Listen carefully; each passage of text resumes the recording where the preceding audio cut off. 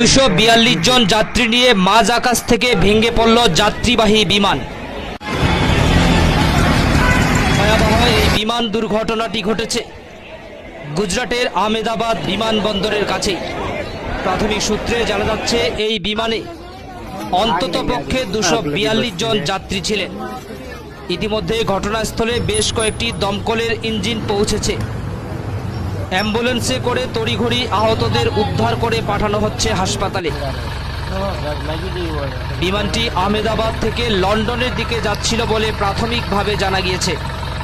সংবাদ সংস্থা ANI জানিয়েছে ওই বিমানে 242 জন যাত্রী ছিলেন। যুদ্ধকালীন তৎপরতায় চলছে উদ্ধার কাজ। আবারও জানাচ্ছি এই মুহূর্তের সবচেয়ে বড় খবর, গুজরাটের আহমেদাবাদ বিমানবন্দরের কাছে ভেঙে পড়ল যাত্রীবাহী বিমান। মৃত্যু হয়েছে অনেকের।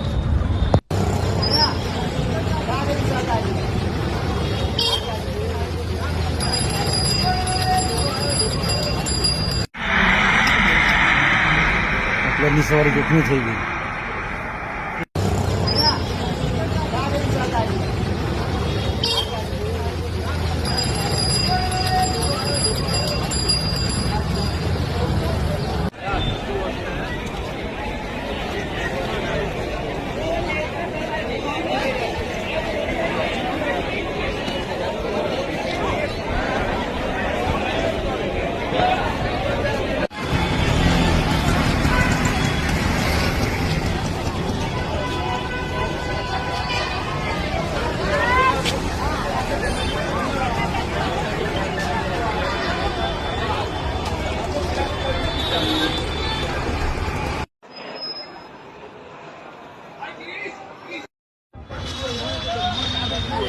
या नहीं आता है इतनी आदर है।